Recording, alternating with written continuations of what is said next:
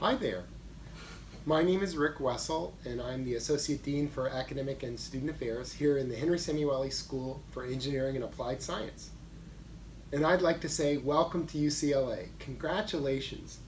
You know, this is a really tough year to be admitted as a transfer student into engineering at UCLA. We had about 3,500 applicants and we admitted about 422 students, so that's about a 12% admit rate. And you made it through that tough process. So I know something about you. I know that you're really smart and you did really well in your classes at the community college. But I want to give you some advice to help you do well here at UCLA. No matter how smart you are, the engineering bachelor's program here at UCLA is a lot of work. All of our students work hard. And that's good because, you know, at this point in your life, the hard stuff is the only stuff worth doing. And you're going to feel really good about what you do here as part of this program, but you've really got to be prepared for it. It's going to be very different from your experience at the community college. Let me talk about some specific things that are going to be different. First of all, most of you at the community college had semesters, but at UCLA we're on quarters. You can think of a semester class as kind of a marathon. It's long, you got to pace yourself. There'll be a vacation in the middle where if you're behind you can get caught up, and if you're caught up you can go skiing. Quarters are not like that. The quarter system, it's like a sprint. They're 10 weeks long and there's no break. So if you fall behind, I guess I'll tell you this, sometimes I'll be teaching one of my classes and someone will ask me during the first week, they'll say, "Oh, professor, I got a little bit behind. Can I turn in my problem set a day late?" And I'm a nice guy, so I usually will let them do it. But I know that for the rest of the quarter, that student is going to be turning in their homework a day late. Because in the quarter system, you'll never get the day back. So it's really important that you begin the quarter system strong. You work hard right at the beginning because it happens so fast, there's no time to get caught up if you fall behind. Speaking of starting early, it makes a lot of sense to start your homework as soon as you get it. And not because it will take you the whole week to get it done, but because by starting early, you'll identify some questions that you can ask during the office hours and the TA recitation sections that are going to happen during the week. So it's kind of like you can find out those questions early in the week and you can get the answers very easily in just a few minutes in the professor's office hour or the TA's office hour, and then keep moving quickly through the homework. Or you can find out those questions at 10 p.m. the night before the homework is due when you're all by yourself. And the people who can give you the really easy answers, the TA and the professor, they're at home in bed asleep, and you're there by your desk, you're there in your room at night all by yourself without anybody to answer that question. So it'll take you much less total time to do the homework if you start it early, identify the questions, and use the resources here as part of the UCLA engineering program to get those questions answered easily and to learn the material as deeply as possible. So that'll give you more time on the weekend just to have fun by starting your homework early and getting the help that you need. By the way, I think it's a good idea to put your TA and professor office hours on your schedule, on your calendar, just like the class, so that you're going to go. Plan on going and plan your homework activities so that by the time those office hours come around, not only are you going, but you're ready with those questions. Remember, if you take your tuition fee and you divide it by the number of hours of class time and recitation time and office hours, each of those experiences is worth hundreds of dollars. And if you don't go to the office hour, let alone if you don't go to recitation or class, you're really leaving money on the table. You paid a lot of money for those people to be there and help you learn, and you want to take full advantage of those opportunities. So also we have Tau Beta Pi, our Engineering Honor Society, on the 6th floor of Bolter Hall, right by my office. They have a room where they provide tutoring from 10 a.m. to 5 p.m. every day, every weekday, after the third week. So a lot of people take advantage of the Tau Beta Pi tutoring, and I think that's a good idea for you too, especially if you get a question kind of in between office hour days. You can drop by the Tau Beta Pi room and get somebody who's done really well in the class the previous year to help you out a little bit. Now, even if you're very efficient with your time and you start the homework early, if you're just taking too many classes, you're not going to be able to succeed. And this is a common problem that we have with our new transfer students. Because you do a little bit of simple math and you say, oh, wait a second, if I take 5 classes a quarter, I'll graduate a quarter early. But that simple math is simply not correct. And let me point out a couple of other things to think about. It turns out that your graduation time doesn't depend on the number of classes you enroll in at the beginning of each quarter. It depends on the number of classes you complete at the end of each quarter. And very few students are able to do well in 5 classes here at UCLA. In fact, let's think about time. So each class that you take is going to have 4 hours of lecture, each engineering class, and then there'll be another 2 hours of recitation, or in some departments only 1 hour, and then maybe another 2 hours of office hours. So let's see, plus 10 hours to do the homework assignment about. So that's about 17 hours a week for one class. 3 classes is more than a full-time job. It's more than 40 hours a week to be in 3 classes. By the way, our drop deadline is Friday of 4th week. So if you've gotten yourself into too many classes, you've got to drop those extra classes by Friday of 4th week or you're in them. We do not let students drop after Friday of 4th week. And part of that is to encourage you to figure out what load you can handle at the beginning of the quarter and then focus on execution, focus on completing the work. Don't be taking 2 courses trying to decide which one you're really going to take. You just don't have time to do that.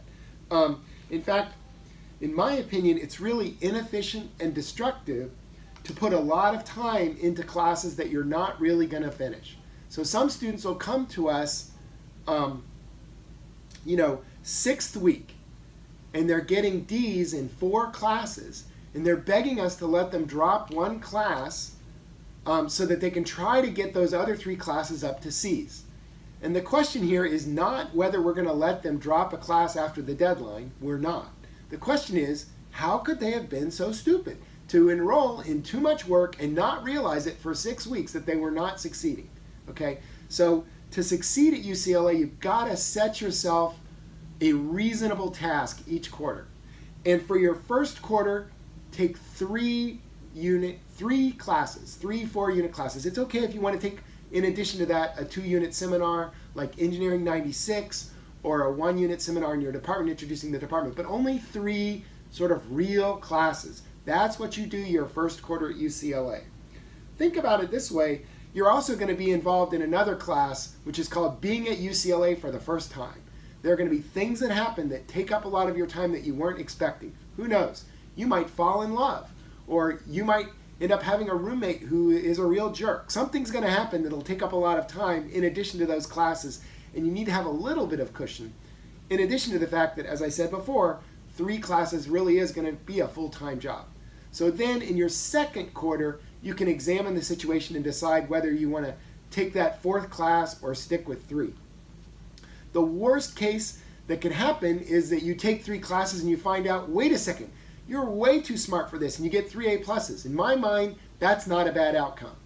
What is a bad outcome is what happens too often is that you take 4 classes and you wind up with 4 C's and you're unhappy. And having a bad quarter, it's not just one bad quarter, because engineering classes build on themselves so that, whatever you take in the fall, you're going to be taking part B in the winter.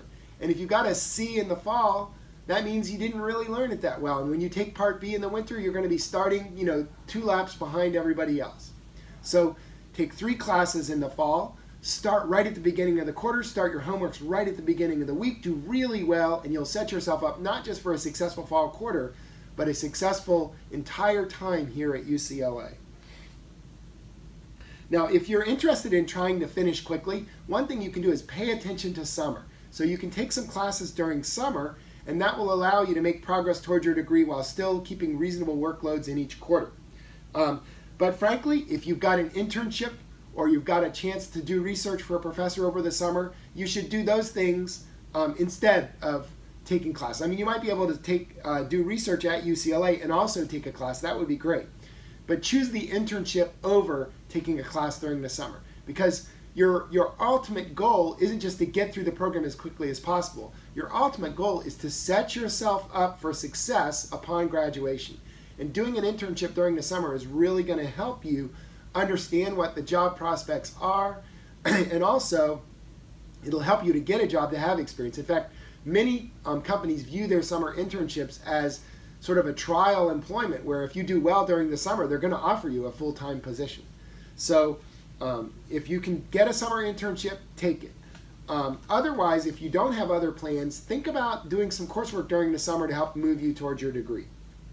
Now, you already know that here at UCLA, you're going to be surrounded by a lot of really smart students, and you're also going to have some really excellent, super intelligent faculty. But what you may not have realized, and one of the things I'm most proud about UCLA engineering, is that we're really a great community, a community of people who support each other. And I want you to realize that you've got this network of support, and I also want you to realize that you play an important part in that network of support. Okay, so let's go through a few people that are around to help you to succeed here at UCLA. First, you've got a faculty advisor. Every incoming student has a professor assigned to them who is their faculty advisor, and every faculty advisor must set aside 3 hours each quarter. Most of them do it during second week of the quarter to meet with you and talk about your goals and any questions you have, maybe help you to get that summer internship, help introduce you to research opportunities on campus, help answer your questions about what it takes to go to graduate school, anything like that. By the way, every engineering student is required to meet with their faculty advisor, or at least some faculty advisor, once during each of the academic years. And if you don't meet with your faculty advisors, you won't be able to enroll in your classes for the next fall. So that's a pretty heavy penalty. But the fact is, meeting with your advisor is so easy. It only takes 10 minutes. And if you do it during the second week of the quarter, when they've set aside time, it's super easy. If you're not free when they've set aside their 3 hours, you can meet with any other professor in the department. In fact, you can change your advisor by clicking on a button, Change Your Advisor, right under that picture of your advisor on the My Advisors webpage. So, by the way, even if you love your advisor, you just happen to have a scheduling conflict, when you click on Change My Advisor, you can see the times when all the other professors are available. And that way you can figure out who's available for you to meet with so that you can satisfy this requirement easily. But if you wait until spring quarter and you wait until after second week when everybody was available, all of a sudden it becomes really hard to meet with an advisor. Because when you send them an email and say, oh, professor, I need to meet with you to meet my advising requirement, they're going to say, how come you didn't come when I set my times available, when I set up my available times? So see your advisor during second week of this fall quarter and get it done. And also that gives you a chance to meet your advisor and get to know them. So if you do have a problem later on, you've got somebody in your corner who already knows who you are. So let's see, is there anything else I'd like to say? Oh yeah, suppose you want to get a research position with a particular professor, but you're having trouble emailing them. Well, this advising system is your way to get in that professor's door, because remember, every professor is available for 3 hours during each quarter, and it's usually during second week. And so even if you have an advisor and you really like that advisor, if there's another professor that you want to see, you can click on the Change My Advisors button long enough to see when that professor has their time slot available and go and see them during that time and say, I'm not your advisee, but I really wanted to take this chance to talk to you. So the professors are instructed to be welcoming to all students, not just their official advisees during these 3-hour advising periods. And a lot of professors don't have it like 3 hours together. They'll have an hour here, an hour there, trying to make themselves as available as possible. Now, in addition to a faculty advisor, you've got a peer mentor. That's another undergraduate student who's been here for a year or two and wants to help show you the ropes. So again, you can see who your peer advisor is on the My Advisors webpage, and if you don't like your peer advisor, you can click on Change My Peer Advisor and read about their little descriptive paragraphs. And if you're really looking for a student who's on the water ski team and likes to play gin rummy just like you do, then you can find that person and make them your peer advisor. And don't worry about, we assigned these randomly, both your peer advisor and your faculty mentor. So We just did it randomly and figuring that if you want to pick something special for yourself, you can just use the Change My Advisor utility to find that person. Okay, so take advantage of your peer mentor. Ask them some questions if you have some questions, or just reach out and say hi. How about if we have lunch? Now the third person you have is your academic counselor here in Boulder 6426, where I'm talking to you from right now. We have about 10 academic counselors. They're all trained in helping you to succeed at UCLA and helping you plan your schedule. And you might think, what's the big deal about planning a schedule to make sure that you get all your classes done? But I want you to think about it this way. Yeah, it doesn't seem that difficult, but if you make a mistake and leave a class out, you won't graduate when you thought you were going to graduate, and that can be very frustrating. Meanwhile, our academic counselors have made thousands of schedules, and they will definitely not leave something out. So establish a relationship with your academic counselor.